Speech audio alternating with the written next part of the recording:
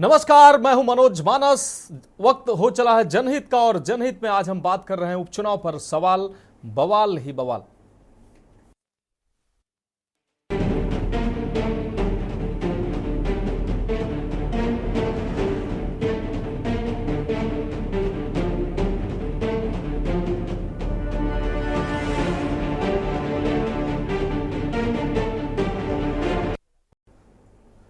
तो उपचुनाव पर सवाल, बवाल ही बवाल। यूपी उपचुनाव में कौन बिगाड़ेगा किसका खेल? क्या मायावती वापस पाएंगी खोई हुई जमीन? बीजेपी के साथ आने पर क्या जयंत चौधरी दिखा पाएंगे अपना दम? और क्या ओवैसी बनेंगे मुस्लिम का ट्रम्प कार्ड? इसके नतीजे तो 23 नवंबर को आएंगे। लेकिन यूपी के उपचुनाव में कई सीटों पर हिंसा देखने को मिली है। यूपी के उपचुनाव को 2027 का सेमीफाइनल माना जा रहा है, लेकिन सेमीफाइनल में जमीन पर जो फाइट देखने को मिली है वो प्रशासन और चुनाव आयोग की तैयारियों पर कई गंभीर सवाल खड़े कर रही है। कानपुर की सीसामऊ सीट और मैनपुरी की करहल सीट जंग का मैदान बन गई, तो अंबेडकर नगर से लेकर मुजफ्फरनगर की मीरापुर सीट पर भी पथराव देखने को मिला है। निष्पक्ष चुनाव और चुनाव आयोग की साख पर बट्टा साफ तौर पर लगता दिखा है। उपचुनाव में हिंसा का दौर देखने को मिला है। और उससे पहले बड़ी खबर लेंगे, इस रिपोर्ट को आप दिखाएंगे आपको। उससे पहले इस वक्त की बड़ी खबर से आपको रूबरू करा रहे हैं। यूपी उपचुनाव के लिए वोटिंग खत्म हो गई है। 5 बजते ही यूपी उपचुनाव के लिए वोटिंग खत्म हो गई है। आपको बता दें, सभी 9 सीटों पर वोटिंग खत्म हो चुकी है। इस वक्त ही हम अपडेट अपने दर्शकों को दिखा रहे हैं। यूपी उपचुनाव के लिए वोटिंग खत्म हो चुकी है। सभी 9 सीटों पर वोटिंग खत्म हो चुकी है। आपको बता दें, तो यूपी चुनाव के लिए वोटिंग खत्म हो चुकी है।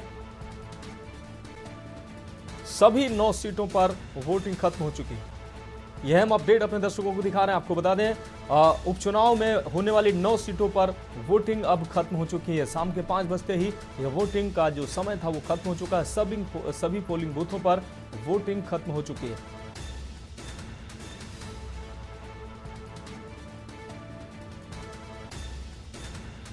सभी 9 सीटों पर वोटिंग खत्म हुई है।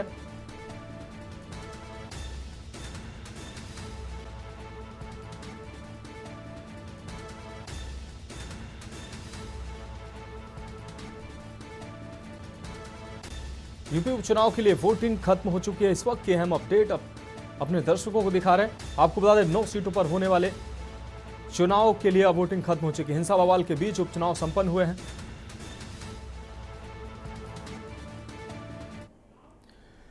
तो हिंसा और बवाल के साथ वोटिंग खत्म हुई है। निष्पक्ष चुनाव आयोग की साख पर बट्टा लगता साफ तौर पर दिखाई दे रहा है। यह हम रिपोर्ट देखिए।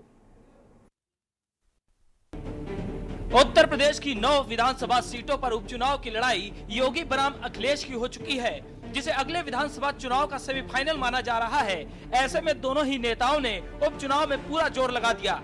यूपी का उपचुनाव किसी के लिए नाक की लड़ाई है तो किसी के लिए साख की लड़ाई बन गई। चुनाव के पहले बड़े बड़े नारे दिए गए, इनकी गूंज मतदाता स्थल तक भी देखने को मिली। आमतौर पर उपचुनाव में हिंसा का दौर कम ही देखने को मिलता है, लेकिन इस बार 9 सीटों की लड़ाई खूनी जंग में तब्दील हो गई। कहा जा रहा है कि यह 2027 का सेमीफाइनल है, जो यूपी की सत्ता के सिंहासन का रास्ता तय करेगा। यूपी के अगले सीएम को लेकर यह प्री परीक्षा है, जहां योगी आदित्यनाथ और अखिलेश के बीच आर पार की जंग है। लेकिन इस आर पार की जंग में कोई पिस रहा है तो वो है मतदाता। कानपुर की सीसामऊ सीट और मैनपुरी की करहल सीट जंग का मैदान बन गई। सपा ने बीजेपी पर मतदाताओं को रोकने और प्रभावित करने का आरोप लगाया, तो वहीं बीजेपी ने सपा पर उपचुनाव में धांधली करने के आरोप लगाए। अखिलेश यादव ने पीसी कर हमला बोला तो यूपी बीजेपी प्रदेश अध्यक्ष ने भी प्रेस कॉन्फ्रेंस कर पलटवार किया।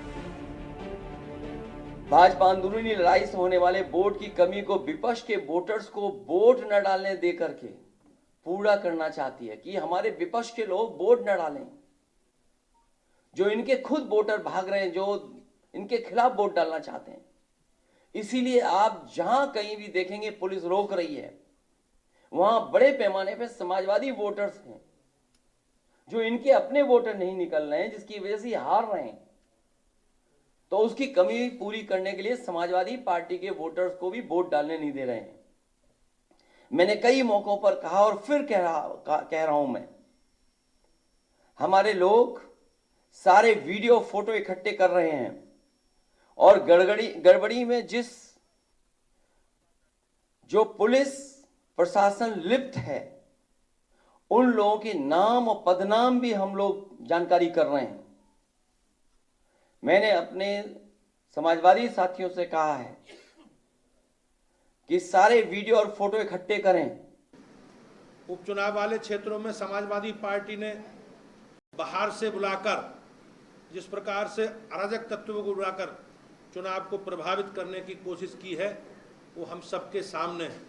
जिस प्रकार से बुर्का पहनकर महिलाएं फर्जी वोटिंग कर रही हैं वो भी कहीं ना कहीं आपके सामने आया है। मैनपुरी में सैफई परिवार और अखिलेश यादव के गुंडे फिर से आतंकवाद का माहौल बनाने का प्रयास कर रहे हैं। इसे न सरकार बर्दाश्त करेगी, न भारतीय जनता पार्टी, न उत्तर प्रदेश की महान जनता।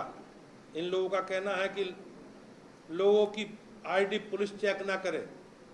ऐसा कैसे हो सकता है? फर्जी मतदान करना समाजवादी पार्टी की पहचान है। मैनपुरी की करहल सीट पर सपा नेता पर गंभीर आरोप लगे, जहां दलित लड़की की हत्या कर सनसनीखेज मामला सामने आया। परिवार के मुताबिक सपा समर्थकों ने दलित लड़की की हत्या कर दी। चुनाव से पहले परिवार पर सपा को वोट देने का दबाव बनाया जा रहा था। मृतका के पिता और माता ने इससे इनकार किया तो नाराज प्रशांत यादव ने दलित लड़की की रेप के बाद हत्या कर दी। बीजेपी ने करहल में दलित लड़की की हत्या के मामले को जोर शोर से उठाया। पहले मेरी बिटिया के जा रहे थे कोटा, अपनी बिटिया कोटा चल तो वहाँ नेताजी बबलू बोले कि चाचा वोट डाल के दिए हो। तो बिटिया बोली कम फूले में वोट दिए जो प्रधान तो बोलो ताकि हम वोट डाल, नहीं तो तू रखा तेरे नाम तो रगिया के तो रगिया बनाई दिए। तो जाने कल मेरी बिटिया को 12-1 बजे मोटरसाइकिल में बैठा ले गो, रात 3 बार ढूंढा, रात में ठंडा में पता करिए बिटिया नहीं आई हवाई। तब हमने तब बबलू नेताजी ने प्रधान को भाई कोटी में बनवाओ, बन की कार बिटिया क्या करेगा, तू बैठा लगेगा पूरे धमजने ने देगी। तो जो बोलो हमें पता ही नहीं, हमने उन्हें उतार दो। तो एक जगह संग साथी और तो डॉक्टर मोहन कठेरिया और जो जाको नाम प्रशांत पत्रकार यादव है जी।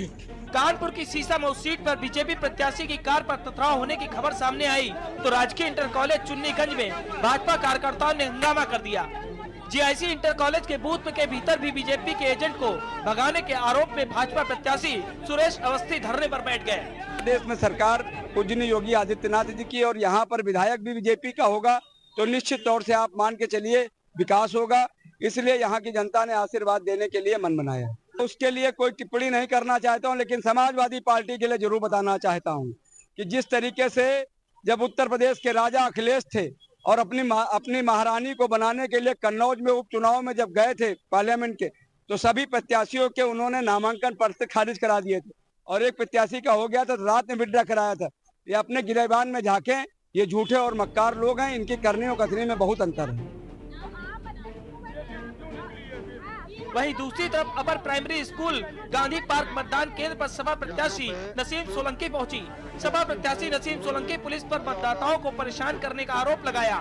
मतदाताओं के बीच आक्रोश देखने को मिला तो नसीम सोलंकी ने मतदाताओं को शांत कराया। आप अपने कैमरे से दिखाइए कि क्या माहौल चल रही है। इनके आंसू कौन पहुँचेगा? इनके आंसू कौन पहुँचेगा? क्या दिक्कतें हो रही, क्या देख रही हैं आप अपने कैमरे से दिखाइए। जो लोग रो रहे हैं, परेशान हो रहे हैं, वोट क्यों नहीं डालने दिया जा रहा? उनका वोट उनका मताधिकार है, आप उनका अधिकार से कैसे छीन सकते हैं? बस यही हमारी शिकायत है। और देखिए पुलिस आईडी चेक कर रही है, बार बार ये शिकायत आ रही है कि पुलिस आप कहीं मतदान केंद्र पर जा रही हैं, हमें वहीं पहुंचना है, हमें मौके पे पहुंचने दीजिए, वहाँ चल के बोलेंगे क्या बात है।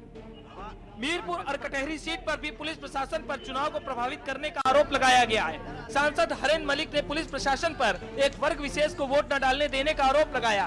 मतदान के दौरान हंगामा में हुआ ककरौली में भीड़ ने पथराव कर दिया। पुलिस ने हंगामा कर रही भीड़ को दौड़ाया, जिसके बाद एसएसपी मौके पर पहुंचे।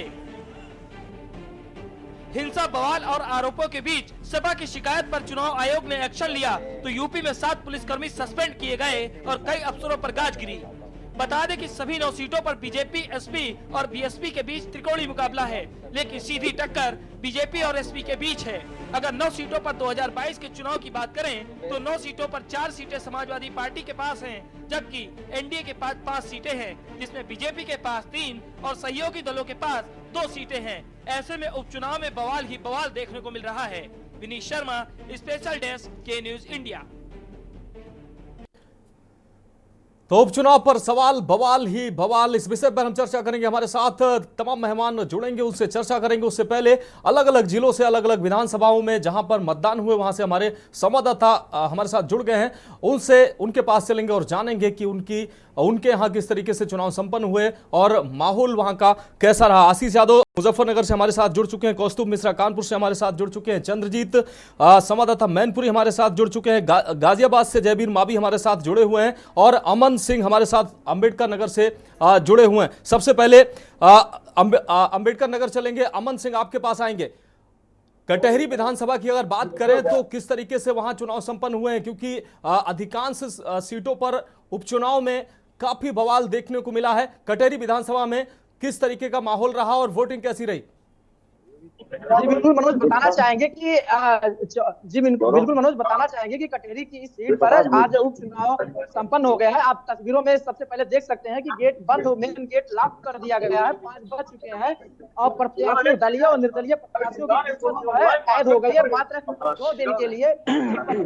2 दिन के लिए दलीय और निर्दलीय प्रत्याशियों की कैद हो गई है। 23 को मतगणना होगा, उसके बाद ही जो है इनकी किस्मत का पता लगेगा। और एक बात और खास बात बता दें कि सुबह से 7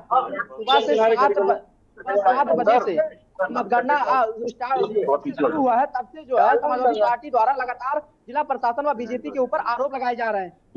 सत्तारूढ़ पार्टी की इस प्रशासन मदद कर रहा है। तमाम आरोपों से यहाँ तक कि इसी कटहरी सीट के लिए राष्ट्रीय अध्यक्ष अखिलेश यादव ने भी ट्वीट करके तरह तरह के आरोप लगाए हैं। और खास बात यह बता दें कि 425 बूथों पर मतदान जो है संपन्न हो चुका है। और आप देख सकते हैं कि तस्वीरों में कि यह इस समय मेन गेट लॉक कर दिया गया है।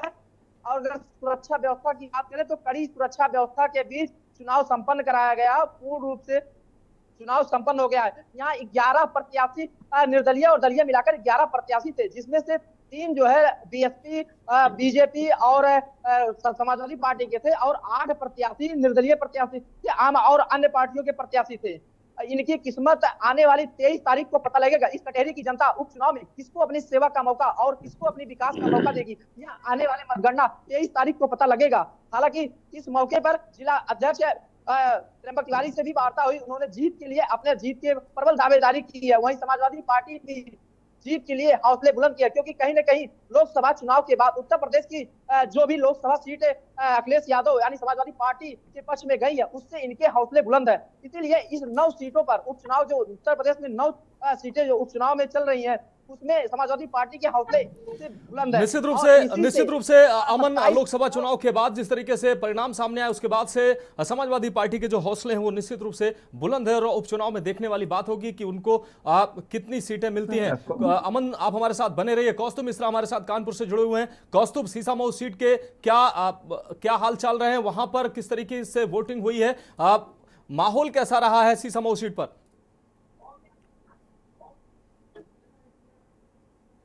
कौस्तुभ,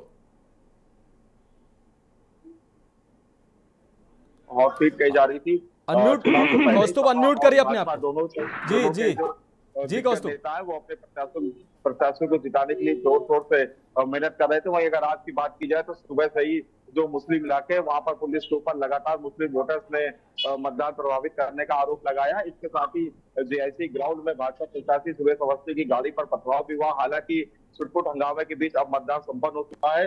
पुलिस के आला अधिकारियों ने लगातार जो आरोप लग रहे थे उनका खंडन किया। आपको बता दें कि कानपुर में 2 उप निरीक्षकों को चुनाव आयोग ने सस्पेंड भी किया है। अब देखने वाली बात होगी कि 23 तारीख को किसके जीत का सामना होगी।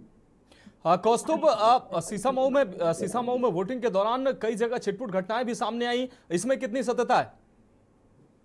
जी बिल्कुल, आपको बता दो कि सुबह से ही जो मुस्लिम इलाकों के वोटर थे वो लगातार पुलिस पर मारपीट का आरोप लगा रहे थे और जो मतदान को प्रभावित करने का आरोप लगा रहे थे। इसके साथ ही जीआईसी ग्राउंड पर भी भाजपा कार्यकर्ताओं ने सपा कार्यकर्ताओं पर मारपीट का आरोप लगाया। सुरेश अवस्थी जो की बीजेपी प्रत्याशी है, उन्होंने अपनी गाड़ी पर पथराव का भी आरोप लगाया। इस वक्त हम जेआईसी ग्राउंड के बाहर मौजूद है। आपको बता दें कि अभी भी सुरक्षा व्यवस्था कड़ी। आप देख सकते हैं कि मौके पर भारी पुलिस फोर्स तैनात किया गया है। इसके साथ ही जो पुलिस के आला अधिकारी हैं वो लगातार जो आरोप लग रहे थे उनका खंडन भी कर रहे थे। जी निश्चित रूप से कौस्तुभ, आप हमारे साथ बने रहिए। हमारे साथ चंद्रजीत सिंह हमारे संवाददाता मैनपुरी से जुड़े हुए हैं। चंद्रजीत, मैनपुरी के करहल सीट पर हुए उपचुनाव में तमाम आरोप लगे हैं। एक दलित बेटी की हत्या भी हुई है। ऐसा आरोप लगाया जा रहा है कि समाजवादी पार्टी के एक युवा नेता के द्वारा उसकी हत्या की गई है। आरोप उस बेटी के मां बाप ने लगाए हैं। क्या माहौल रहा करहल सीट पर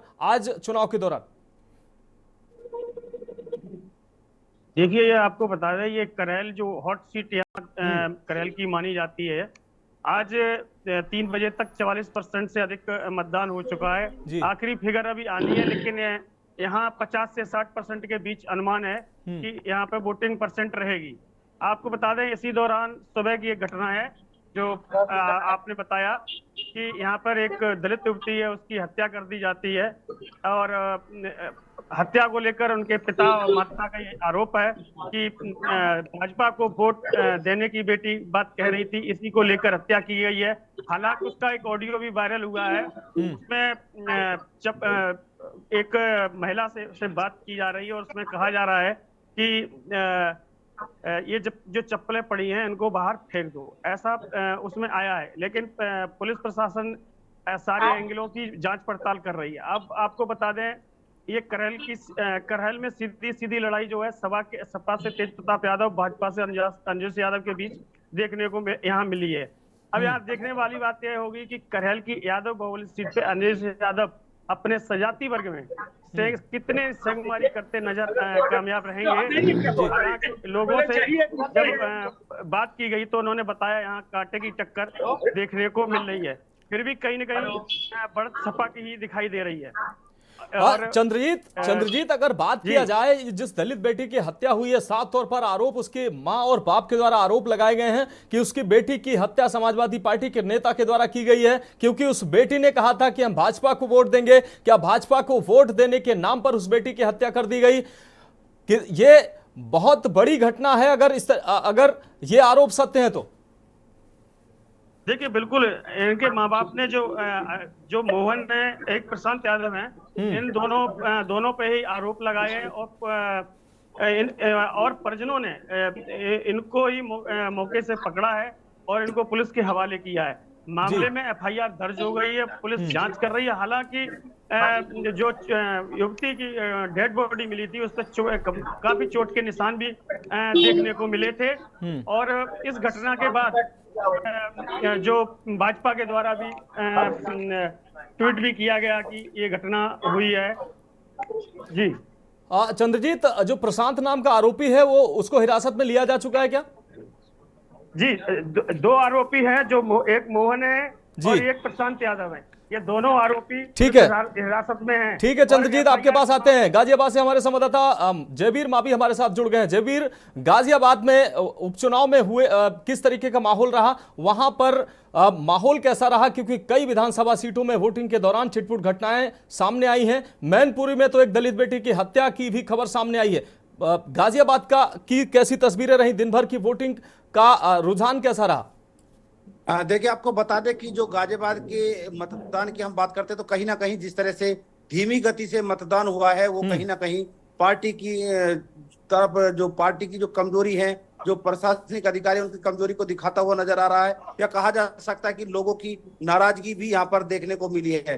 कम मत प्रतिशत यहाँ पर पार्टी के भारतीय जनता पार्टी के लिए बड़ी चुनौती के रूप में सामने देखा जा रहा है। आपको बता दें मनोज की अभी तक लगभग केवल गाजियाबाद की बात करें तो मात्र 30% तक मतदान हुआ है, जबकि गाजियाबाद में 2 बार उत्तर प्रदेश के मुखिया योगी आदित्यनाथ आए थे और जो जिले के जिलाधिकारी इंद्र विक्रमजीत सिंह जी, उन्होंने लगातार अपील की, मतदाता जागरूकता अभियान चलाए, लेकिन उन अभियानों को कोई लाभ नजर नहीं आया है। तो कहीं ना कहीं जिस तरह से जो कम मतदान हुआ है उसका खामियाजा भारतीय जनता पार्टी को भुगतना पड़ सकता है। वहीं अगर बात करें तो चुनाव में कोई घटना नहीं हुई है, चुनाव पूरी तरह से शांतिपूर्वक हुआ है। किसी तरह की कहीं कोई ऐसी जानकारी, ऐसी कोई सूचना गाजियाबाद जनपद से नहीं आई है, क्योंकि गाजियाबाद जनपद में पुलिस कमिश्नर की तरफ से और जो सुरक्षा व्यवस्था की गई थी, तमाम पुलिस अधिकारी मौजूद थे। यहाँ पर एक बड़ी बात मैं आपको और बता दूं मनोज कि इस बार के चुनाव में पहली बार ऐसा हुआ है कि जो मीडिया कर्मी है उन मीडिया कर्मियों को परिसर के अंदर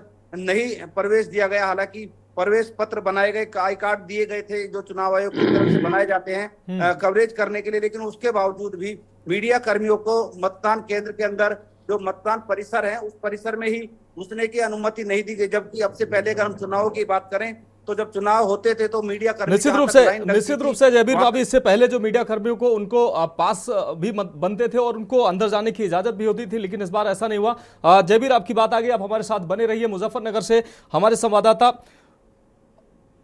आशीष यादव जुड़े हुए हैं। आशीष, मुजफ्फरनगर की अगर सूरत हाल की बात करें, पूरे दिन जो वोटिंग का कैसा हाल चाल रहा है वहां का, वहां कोई घटना तो घटित नहीं हुई है क्योंकि कई विधानसभा सीटों पर इस तरह की घटनाएं सामने आई जहां मारपीट भी हुई है और समाजवादी पार्टी की तरफ से लगातार आरोप भी लगाए गए हैं कि उनको वोट डालने नहीं दिया गया है। आशीष, मैं बता दूं, यहाँ जो है सुबह देखा जाए तो जब मोरना हो या ककरौली क्षेत्र और जोली से लेके ककरौली तक ये मुस्लिम बाहुल्य क्षेत्र है। लंबी लंबी लाइनें लग गई थी। भोपा में हिंदू बाहुल्य क्षेत्र है, वहां भी लंबी लंबी सुबह लाइनें लगी थी। लेकिन करीब 9 बजे करीब ककरौली में एक बड़ा अराजकता का माहौल हुआ। वहां बताया जाता है कि जब वो वोट डालने गए तो उन्हें वोट डालने से मना कर दिया। करीब 100 करीब आदमी जो इकट्ठे हुए, वोटर जो है मतदाता अपना मत का प्रयोग करना चाहते थे, उन्हें जब मत का प्रयोग नहीं करने दिया, उन्हें गुस्सा उनके चरम से है तो वो पुलिस से आमना सामना हुआ तो उससे पुलिस पर पथराव भी हुआ। आप पुलिस ने लाठियां भाजी, यहाँ तक कि महिलाओं की काफी चोटें आई हैं, काफी महिलाएं, और यहाँ तक कि बताया जा रहा है कि वहाँ के जो एसओ है उसने तो अपनी रिवॉल्वर तक तान ली थी। और यहाँ जो किसान इंटर कॉलेज है ककरौली में, वहाँ करीब ये ककरौली का जो है ग्राम है 13,000 वोट है। उन वोटों को बड़ा प्रभावित किया गया।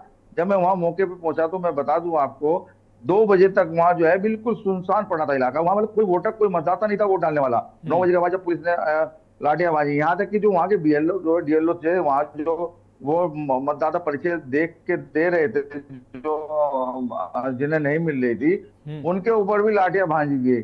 जब उन्होंने बताया, उन्होंने सेक्टर मजिस्ट्रेट से बात कराया तो उन्हें मोबाइल लेके तब बैठने की पुलिस ने परमिशन दी। और पुलिस ने जो जिस तरह वहाँ व्यवहार किया, उसे 2 जो है पुलिस के कर्मी जो सस्पेंड हो गए हैं। लेकिन देखा जाए तो पुलिस ने अपनी लाठी भाजने में कोई कमी नहीं रखी और मतदाता जो है अपने मत का प्रयोग करने में बहुत ही, वहाँ जो है जो परसेंटेज जो बढ़नी थी, परसेंटेज तो जहां तक उम्मीद है कि 60 तक जाएगी, अभी आई नहीं है यहाँ की पूरी परसेंटेज कितनी है, लेकिन ये और भी बढ़ सकती थी। मतदाताओं को बहुत रोका गया जो, और समाजवादी पार्टी का लगातार वो ट्वीट भी करते रहे। उन्होंने चुनाव आयोग को बार बार पिछले शुरू के ही मतलब 10 से 12 बजे तक करीब 21 जो है उन्होंने रिपोर्ट ये कराई कि ये हमें मतदान जो करने से रोक रहे हैं। तभी जो है मतदान और छिटपुट घटनाएं गए हैं, लेकिन ककरौली में बहुत बड़ी ये घटना हुई है। निश्चित रूप से आप हमारे साथ आशीष जुड़े रहिए। हमारे साथ चंद्रजीत मैनपुरी से लगातार बने हुए हैं। चंद्रजीत, अगर बात की जाए इस दलित बेटी की हत्या के बाद माहौल जो है वो गर्म हो गया है, राजनीति भी शुरू हो गई। भारतीय जनता पार्टी ने इसको बड़ी गंभीरता से लिया है और लगातार समाजवादी पार्टी पर हमला बोल रही है भारतीय जनता पार्टी। मेरे ख्याल से चंद्रजीत हमारे साथ अब जुड़े नहीं है। कौस्तुभ, आपके पास आते हैं। कौस्तुभ, कानपुर की अगर बात की जाए, हॉट सीट मानी जाती है। इरफान सोलंकी के बाद उनकी पत्नी यहां से प्रत्याशी बनाई गई हैं और कानपुर की जो सीट है, मुख्यमंत्री के अलावा तमाम कैबिनेट मंत्रियों ने यहां चुनाव प्रचार किया है। काफी ये महत्वपूर्ण सीट भाजपा के लिए भी मानी जा रही है और समाजवादी पार्टी के लिए भी मानी जा रही है। कैसा माहौल यहां का रहा है और जो वोटिंग का दिन भर का जो रुझान रहा है वो क्या कहता नजर आया? देखिए, बिल्कुल आपको बता दूं, जो कानपुर की सीतामऊ सीट है तो उस पर सीधी टक्कर जो है भाजपा और सपा की है। दोनों ही पार्टी के दिग्गज नेताओं ने चुनाव से पहले अपने अपने प्रत्याशियों को जिताने के लिए कोई कसर नहीं छोड़ी, जोर शोर से चुनाव प्रचार हुआ। अगर आज की बात करें तो के न्यूज की टीम लगातार ग्राउंड जीरो पे थी। आज मुस्लिम बहुल क्षेत्रों से लगातार पुलिस पर आरोप लगते रहे। मुस्लिम वोटर्स लगातार पुलिस पर प्रताड़ित करने का आरोप लगाते रहे। चमनगंज से एक तस्वीर सामने आई जहां पर चमनगंज इंस्पेक्टर पर आरोप लगा कि इसने एक मुस्लिम मतदाताओं को मारा भी है। इसके साथ ही मुस्लिम मतदाता लगातार ये कहते रहे कि पुलिस कई पर्ची फाड़ रही है, कई मुस्लिम महिलाओं के बुरके चेक कर रही है। तो कहीं पुलिस मुस्लिम वोटर्स को जाने से रोक रही है। आपको बता दें कि इस सीट पर बीजेपी 28 साल से काबिज नहीं हो रही है, तो कहीं ना कहीं ये सीट जो है सीता मऊ भारतीय जनता पार्टी की एक साख की सीट बन गई है। इसके साथ ही जीआईसी ग्राउंड की अगर बात करें तो यहाँ पर भाजपा के जो प्रत्याशी हैं सुरेश अवस्थी, उनकी गाड़ी पर पथराव भी हुआ। हालांकि समय रहते ही पुलिस मौके पर पहुंची, भारी पुलिस बल के साथ एडीसीपी सेंटर महेश कुमार पहुंचे और उन्होंने स्थिति पर काबू किया। जी निश्चित रूप से आप हमारे साथ बने रहिए, कौस्तुभ आप हमारे साथ बने रहिए। फिलहाल आप सभी हमारे संवाददाता आप अलग अलग जनपदों से हमारे साथ जुड़े, आप हमारे साथ बने रहिए। फिलहाल वक्त एक ब्रेक का है और ब्रेक के बाद जल्द हाजिर होंगे। आप देख रहे हैं के न्यूज, खबरों का सारथी।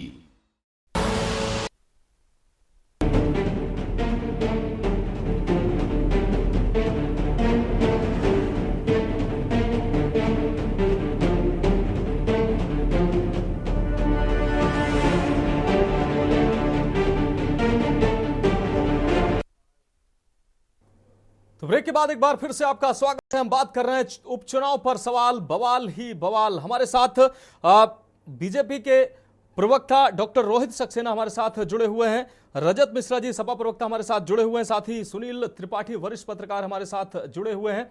आप सभी का बहुत स्वागत करते हुए पहला सवाल रोहित सक्सेना जी से। रोहित सक्सेना जी, उपचुनाव में 9 सीटों पर उत्तर प्रदेश में उपचुनाव हुआ, लगभग सभी सीटों पर शांतिपूर्ण मतदान संपन्न हुआ, लेकिन कई जगह छिटपुट घटनाएं भी सामने आई हैं। मैनपुरी में जहां एक बालिका की, दलित बालिका की हत्या कर दी गई, जिसके लिए आरोप समाजवादी पार्टी के नेता पर लगा है कि भाजपा को वोट देने के लिए उसने बोल दिया, इसलिए उसकी हत्या कर दी गई। इसके अलावा लगभग सभी 9 सीटों पर समाजवादी पार्टी के द्वारा आरोप यह लगाया गया कि भारतीय जनता पार्टी का जो शासन है, उत्तर प्रदेश की सरकार है, उसका पुलिस तंत्र उसने वोट डालने नहीं दिया। रोहित जी, देखिए मैं तो कल से ही सारे चैनलों पे कह रहा हूँ जी कि ये समाजवादी पार्टी जिस तरह की हरकतें कर रही थी, कल जैसे उन्होंने कह दिया चिट्ठी देकर कि नहीं आइडेंटिटी नहीं चेक होनी चाहिए, ये सारी चीजों से पता चल रहा था कुछ ना कुछ वहां पर जो है गड़बड़ कराना चाह रही थी समाजवादी पार्टी, इसलिए वो कोई ना कोई बहाने ढूंढती जा रही थी। लेकिन सरकार ने पूरी तरह से, और प्रशासन को मैं धन्यवाद देना चाहूंगा, उनकी तारीफ करना चाहूंगा कि मुस्तैदी के साथ काम करके उन्होंने जो है चुनाव को संपन्न कराया। और इसमें कोई दो राय नहीं है कि 9 में से 9 सीट भारतीय जनता पार्टी के खाते में आ रही है। और समाजवादी पार्टी ने पूरी कोशिशें कर ली थी उसको कहीं ना कहीं से दिक्कत पैदा करने की, लेकिन ऐसा वो अपने मंसूबों में कामयाब हो नहीं पाए। लेकिन सक्सेना जी, बीजेपी, आपको बता दें, समाजवादी पार्टी के प्रत्याशी की बात कर लें या नेताओं की अलग अलग सीटों पर, जिन सीटों पर चुनाव हुए हैं, लगातार उसमें आरोप ये लगे कि तंत्र ने, सरकार ने उनको वोट ही डालने नहीं दिया। देखिए, ये तो आरोप लगाने का काम इनका पुराना है, कोई नई बात थोड़े है। जहां जीत जाते हैं वहां कह देते हैं लोकतंत्र की जीत हो गई, जहां हार जाते हैं वहां कहते हैं प्रशासन और ईवीएम ने गड़बड़ी कर दी। तो ये आरोप लगाने की बात उनके लिए मतलब कोई नई चीज नहीं है, वो लगाते हैं, लगाते रहेंगे, इससे कोई बहुत फर्क नहीं पड़ता। क्या है क्या नहीं जनता के सामने है, और जनता ने इसीलिए 14, 19, 24, 17, 22 में हमें अपने मैंडेट के साथ सरकार बनाने के लिए जो है हमें आदेशित किया, हमने उसका पालन किया। बाकी जो ये कर रहे हैं वो भी जनता के सामने है, आगे आने वाले चुनाव भी इनके परिणाम इसको भुगतने पड़ेंगे। चलिए ठीक है सक्सेना जी। हमारे साथ रजत मिश्रा जी समाजवादी पार्टी से हमारे साथ जुड़े हुए हैं। रजत मिश्रा जी, लगातार कई सीटों पर समाजवादी पार्टी के नेताओं द्वारा आरोप लगाया गया कि उनको वोट नहीं डालने दिया गया, लेकिन जो मैनपुरी की घटना हुई वो बहुत ही दुखद घटना हुई। आरोप समाजवादी पार्टी के नेता के ऊपर है, एक दलित बेटी के ये कहने पर कि वो भाजपा को वोट देगी, उसकी हत्या कर दी गई, उसके माँ बाप के द्वारा यही आरोप लगाए गए। रजत जी, बहुत बहुत धन्यवाद मानस जी। देखिए, ये आरोप लगाया गया था, लेकिन जो है उस आरोप का खंडन हो चुका है और ये साबित भी हो चुका है कि मतलब ऐसा कुछ भी वहां पे नहीं हुआ है। और समाजवादी पार्टी किसके भी द्वारा मतलब वो जो भी कांड हुआ है उसमें ऐसा कुछ नहीं है कि उसने जो है समाजवादी पार्टी को वोट देने से मना किया, तो इस वजह से या चुनाव का दिन था या आरोप प्रत्यारोप का दिन था। बाकी रही बात चुनाव की, तो जिस तरीके से आज जगह जगह पे पुलिस प्रशासन द्वारा चुनाव को किया गया है, अवरोध उत्पन्न करने की कोशिश की गई है, वो आपके मीडिया साथियों से किसी से छिपा नहीं है कि कहां पे किस तरीके से पुलिस लगातार कोशिश करती रही कि मतदान रोका जाए। और जैसा हमारे साथी कह रहे थे कि आईडी चेक करना, आईडी देखिए, आईडी चेक करने के लिए कहा गया था कि पुलिस प्रशासन द्वारा आईडी चेक करने का उसको अधिकार नहीं है पुलिस प्रशासन को। और ये कल निर्वाचन आयोग ने लेटर जारी करके बिल्कुल साफ इसीलिए कहा कि पुलिस प्रशासन को आईडी चेक करने का अधिकार कतई नहीं है। उसके बाद भी आज कानपुर में 2 जगह पर देखिए सस्पेंड हुए हैं ना, वो तो साबित है, 2 पुलिस ऑफिसर सस्पेंड किए गए हैं कमिश्नर के द्वारा, और वो जबरदस्ती फिर भी आईडी चेक कर रहे थे। तो वो किसके कहने पे आईडी चेक कर रहे थे, ये भी छिपा नहीं है कि वो आप उनको कहा गया होगा किसी से जबरदस्ती की आईडी चेक करिए और वोटर्स को। और सुबह से पूरी लगातार कोशिश करी गई प्रशासन द्वारा कि हमारे वोटर्स को जो है वोट न डालने दिया जाए। अरे डर सभी कहते हैं ना कि साज को आज किस बात का। अभी लोकसभा चुनाव हुआ, उसमें लोकसभा में जिस आप जनादेश की आप बात करते हैं उसी जनादेश की हम भी बात कर रहे हैं। अगर वो जनता आपको वोट दे तो सच है और हमें वोट दे तो जो है गलत है, ऐसा तो नहीं है। आपने जनादेश का अपमान आप लोग करते हैं, चुनी हुई सरकारों को गिराने का, चुने हुए हमारे नेताओं को जो है फंसाने का, ये जनादेश का अपमान आप लोग करते हैं। हम लोग पूरी जनता का सम्मान करते हैं, हम लोग अपने अधिकारियों का सम्मान करते हैं, लेकिन जिस तरीके से भारतीय जनता पार्टी अपने तंत्र का गलत इस्तेमाल करके उपचुनाव जीतना चाहती है वो किसी से छिपा नहीं है। 2 ऑफिसरों द्वारा यहाँ पे शुरुआत से लगातार, आज मैं यहाँ पे कानपुर में हूँ, सीसाम उपचुनाव यहाँ पे है, और लगातार सुबह से एक नई वीडियो लगातार हम लोग डाल रहे थे कि प्रशासन द्वारा किस तरीके खदेड़ा जा रहा है। आप वोटर आईडी देख रहे हो, अरे भाई शक्ल आप देख रहे हो, उसमें आज हमारी दाढ़ी सफेद हो गई, मेरा वोटर आईडी 10 साल पहले का है, तब मेरी दाढ़ी काली हुआ करती थी। तो कैसे आप फोटो में आप कहोगे लो जी आप तो ये आपकी फोटो नहीं है।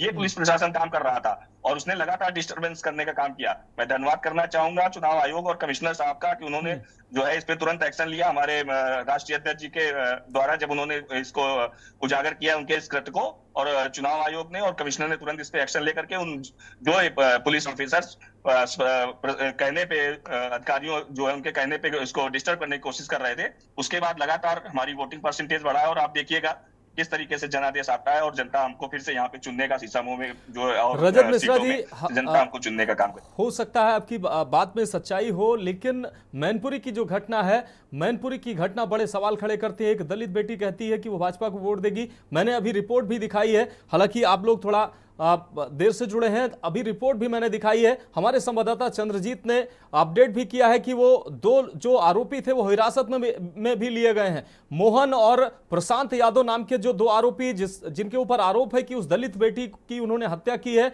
और सिर्फ इस बात पे कि वो कह रही थी कि भाजपा को हम वोट देंगे क्योंकि भाजपा ने हमको लाभ दिया है, हमें घर मिला है, भारतीय जनता पार्टी की सरकार के द्वारा हमें घर मिला है, इसलिए उसकी हत्या कर दी गई। ये गंभीर घटना नहीं है क्या महज इस बात पे हत्या कर दी जाएगी कि वो आपकी पार्टी को वोट नहीं दे रहा है? मनोज जी, इसकी अभी पूरी जांच होगी और आपके देखिएगा कि हर घटना की तरह इसमें भी तथ्य गलत पाए जाएंगे। ये चुनाव का माहौल बिगाड़ने के लिए ये घटना की गई है, कहीं से ये अभी साबित नहीं है कि और किसने ये कहते सुना और किसने ये किया। ये तो बातें सिर्फ हो रही ना, बातें कर रहे हैं चुनाव के दिन, चुनाव का माहौल आप बिगाड़ना चाहते हैं। इसकी जांच होगी, जांच के बाद जो निकलेगा आपके सामने आएगा कि जो है किसने किया, किस लिए किया, ये सबके सामने उजागर होगा जल्दी ही। चलिए रजत जी जुड़े रहिए। अब हमारे साथ सुनील त्रिपाठी जी, वरिष्ठ पत्रकार हमारे साथ जुड़े हुए हैं। सुनील त्रिपाठी जी, उपचुनाव की अगर बात की जाए, कमोबेश उपचुनाव इस तरीके के होते नहीं जैसे इस बार दिखाई दिए हैं। उपचुनाव में छिटपुट घटनाएं होती हैं, लेकिन इस तरीके का इस बार का जो चुनाव, जैसा कि कहा जा रहा था कि 27 का ये सेमीफाइनल है, तो ये सेमीफाइनल नजर भी आया। दोनों जो प्रदेश में 2 बड़ी पार्टियां, भारतीय जनता पार्टी और सपा में, दोनों ही ये पार्टियां दावेदार हैं जीत की, और इन दोनों पार्टियों में जबरदस्त खींचतान देखने को मिली। और चुनाव के दिन भी मतदान बूथ तक भी ये खींचतान और मारपीट की घटनाएं सामने आई हैं। देखिए मानस जी, मैं तो पुलिस प्रशासन को धन्यवाद देना चाह रहा हूं कि उसने जिस हालात और परिस्थितियों में चुनाव संपन्न कराया है जी, वो धन्यवाद का पात्र है मेरी तरफ से। क्योंकि माहौल ऐसा इस देश प्रदेश का बन गया है कि कुछ अधिकारी भी सपा बसपा भाजपा खेमे में उनकी मानसिकता बदल गई। बिल्कुल। तो जो चुनाव आयोग ने निर्णय लिया और सस्पेंड किया, हो सकता है ऐसी मानसिकता से वो अधिकारी प्रेरित हों और गलत कर रहे हूं। लेकिन जिस तरह से इस जंगल राज ही कहूंगा, चुनाव का जंगल राज में पुलिस प्रशासन मुस्तैद होकर के कोई बड़ी घटना को घटित होने से बचाया है, ये सराहनीय है। और मैं रजत मिश्रा जी को भी धन्यवाद देना चाह रहा हूं। मैं आज कई चैनलों पे बैठा था, ज्यादातर समाजवादी पार्टी के प्रवक्ता और नेताओं ने कहा कि चुनाव आयोग भाजपा की तरह एजेंट की तरह कार्य कर रहा है, मतलब भाजपा का पक्ष ले रहा है जी। मिश्रा जी ने बहुत सही कहा, क्योंकि चुनाव आयोग ने देखे कुछ पुलिस वालों के खिलाफ कार्रवाई की, निलंबित किया उनको। तो चुनाव आयोग पर प्रश्न लगाना ये कोई नई बात नहीं है। जब भाजपा विपक्ष में होती थी तो ये आरोप समाजवादी पार्टी भी लगते थे कि स्वर्गीय मुलायम सिंह जी के भी आरोप लगे कि नेताजी वोट नहीं डालने दे रहे हैं, उनके कार्यकर्ता नहीं डालने दे रहे हैं। तो आरोप लगाना विपक्ष का हमेशा काम रहा, और जो विपक्ष में रहता है वो आरोप लगाता भी है जी। अगर मैं गलत कह रहा हूं तो रजत मिश्रा जी वरिष्ठ नेता हैं, समझ रहे होंगे। लेकिन जिस हालात और परिस्थितियों में चुनाव आयोग ने चुनाव संपन्न कराया है, वो भी एक सराहनीय है कि छोटी मोटी घटनाएं, तो प्रदेश इतना बड़ा प्रदेश है, ऐसा माहौल है, कटोगे बटोगे पिछड़ा दलित अल्पसंख्यक की, इस तरह की घटनाएं होना कोई बड़ी बात नहीं है। जब लोगों की मानसिकता बदल जाएगी तो ऐसी घटनाएं होंगी। लेकिन जो घटना जिसकी आप चर्चा कर रहे थे, मैंने व्यक्तिगत तो नहीं देखा, लेकिन अपने मीडिया कर्मियों के जी माध्यम से जो मुझे ज्ञात हुआ है कि उसका परिवार भी इस बात को स्वीकार कर रहा है कि समाजवादी पार्टी को न देने के कारण हमारे परिवार की बच्ची की हत्या की। बिल्कुल जो उसका परिवार कह रहा है, जैसा हम लोग टीवी चैनलों से और अखबार के माध्यम से खबरों से देख रहे हैं, और ये कोई बड़ी बात भी नहीं है। देखिए, चुनाव के समय हमने भी देखा है, मैं छात्र राजनीति में भी रहा हूं, कि जब चुनाव संपन्न होता है तो 50% मैं मानता हूं कार्यकर्ता उग्र हो जाते हैं। माना जी, हमने भी इस लखनऊ में पुलिस लाठियां खाई छात्र राजनीति धरना प्रदर्शन में, कभी हमारा अध्यक्ष जीता तो मालार्पण में।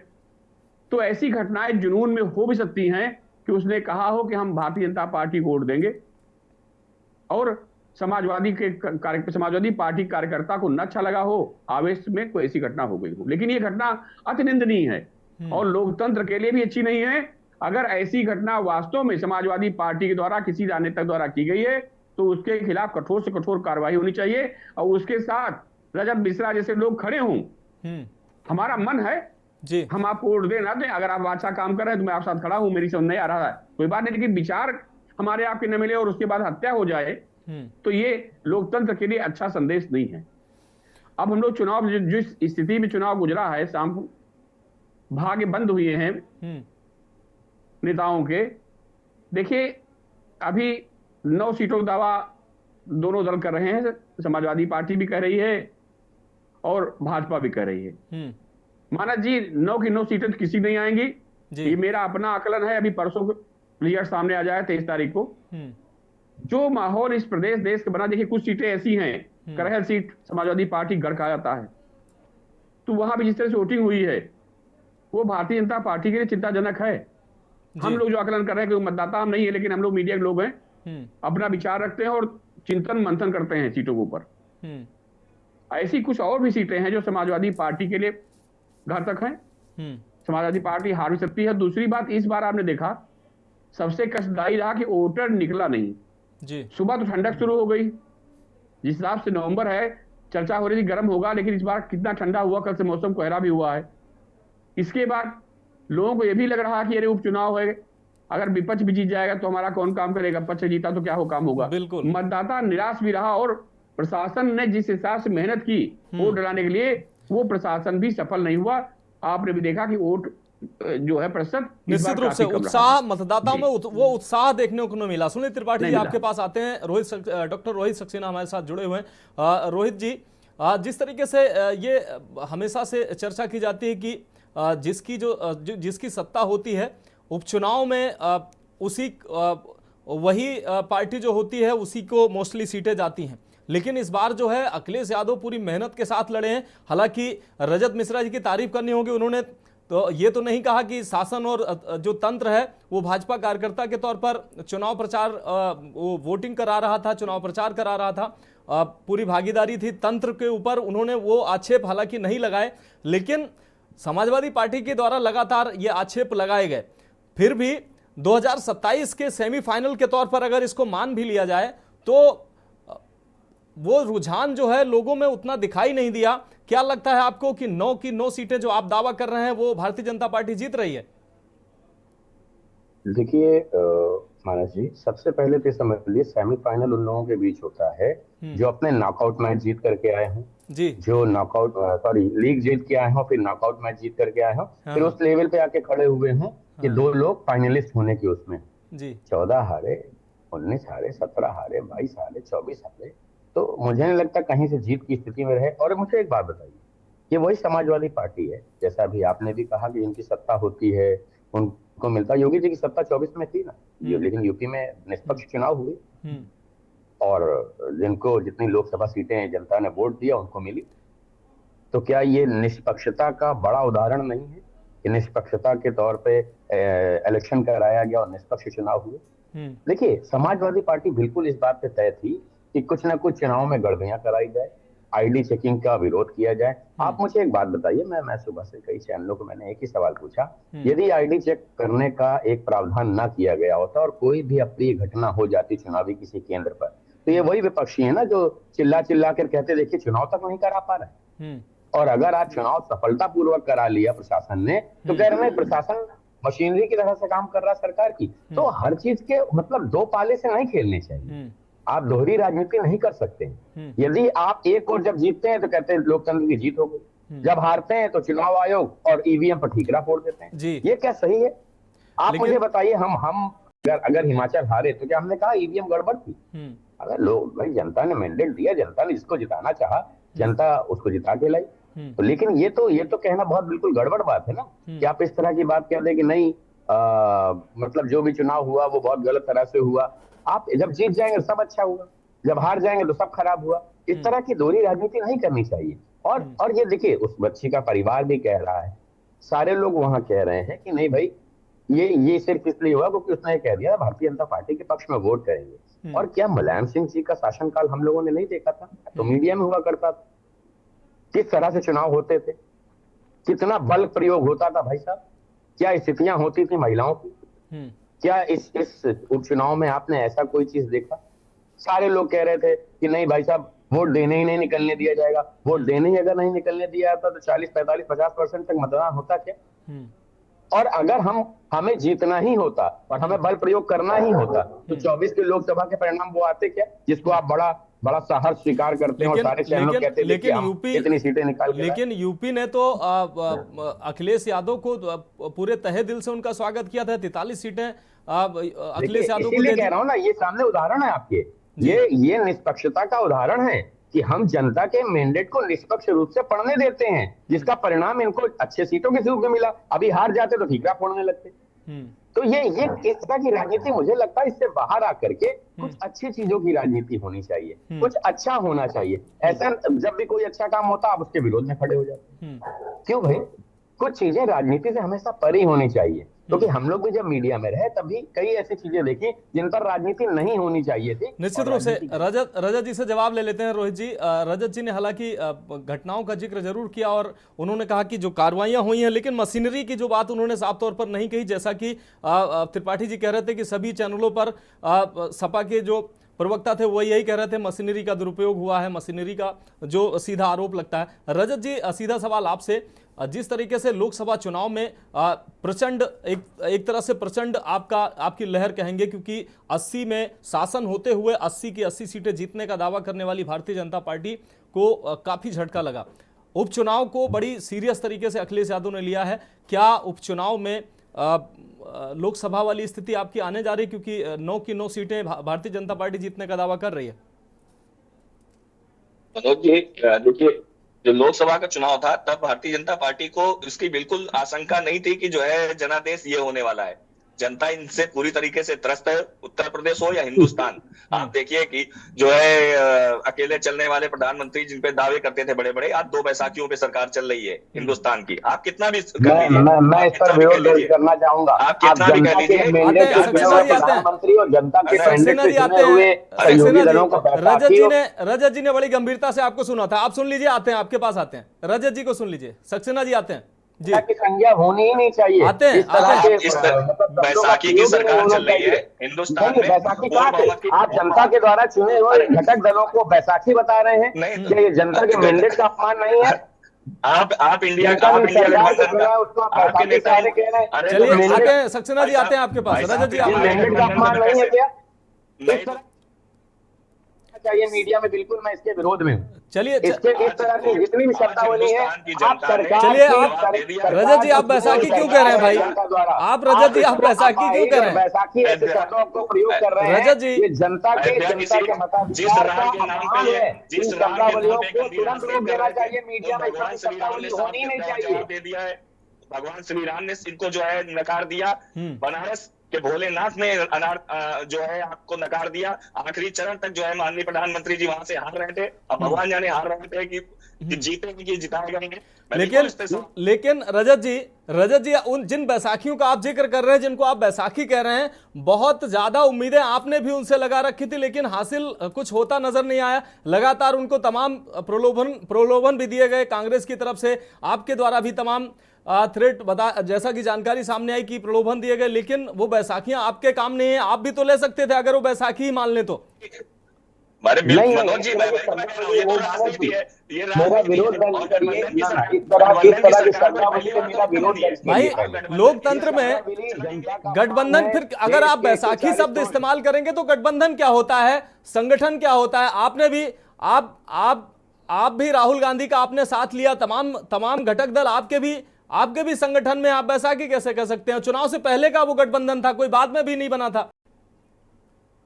कब्र में चले गए। अगर आप सरकार को अपाहिज और बैसाखी की बात बता रहे हैं तो आप तो कब्र में चले गए। आप तो कब्र में चले गए।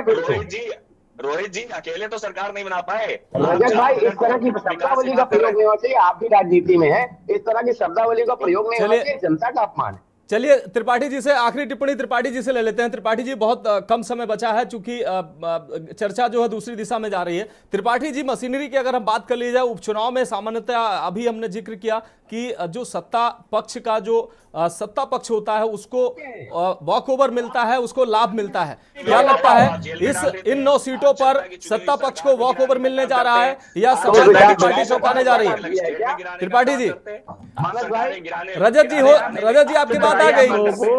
रजत जी डिबेट है जी, अरे हाउस बोलिए मिश्रा जी, अभी चुनाव था, मंच बोल लेते हैं थोड़ा सा जी, हमको भी अच्छा था, जनता को भी हमारी अच्छा। त्रिपाठी जी मैं बिल्कुल सच बात कह रहा हूं, क्योंकि बहुत जोश के साथ भारतीय जनता पार्टी के लोग कहते हैं कि नहीं हम मैंडेट में थे, वो अपनी हार स्वीकार ही नहीं रहे लोकसभा में। आप हारे हुए हैं और वही तिलमिलाट थी कि आज उपचुनाव भाई हारे कैसे हैं भाई? सरकार चला रहे हैं, वो हारे कैसे हैं? गठबंधन की सरकार चला रहे हैं। रजत जी आते हैं आपके। त्रिपाठी जी आप अपनी बात रखिए। अच्छी होती है, जिसको आप बैसाखी कह रहे हैं वो मेरी समझ से प्रदेश देश की जनता के लिए बहुत अच्छी सरकार है। नहीं बिल्कुल नहीं, वो तो हम भी जानते हैं, वो हमें उसके लिए हम भी खुश हैं, उसके लिए हम भी खुश हैं, बहुत अच्छी सरकार है। जब कोई शासन अकेला काम करता है तो जो निर्णय लेता है, लेकिन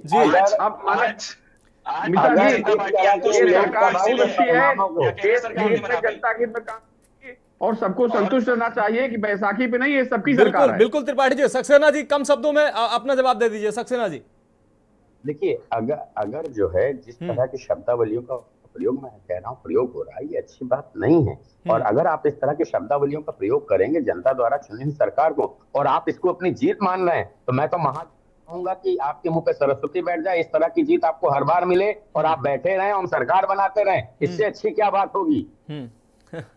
चलिए बहुत बहुत धन्यवाद सक्सेना जी, आप हमारे साथ जुड़े। रजत मिश्रा जी आप हमारे साथ जुड़े, आपने समय दिया, और वरिष्ठ पत्रकार त्रिपाठी जी आपने भी हमें समय दिया, आपका भी बहुत शुक्रिया। तो आपको बता दें उपचुनाव में लगातार पूरे दिन कहीं ना कहीं छिटपुट घटनाएं हुई। हालांकि चुनाव जो है वो निर्विघ्न संपन्न हुआ है, लेकिन मैनपुरी की घटना कई सवालों को जरूर जन्म देती है कि लोकतंत्र में इस तरह की घटना शर्मसार करने वाली है कि किसी एक पार्टी को वोट डालने की बात पर एक दलित बेटी की हत्या कर दी जाती है। फिलहाल इस खास पेशकश में अभी के लिए इतना ही, मुझे दीजिए इजाजत और आप देखते रहिए के न्यूज इंडिया।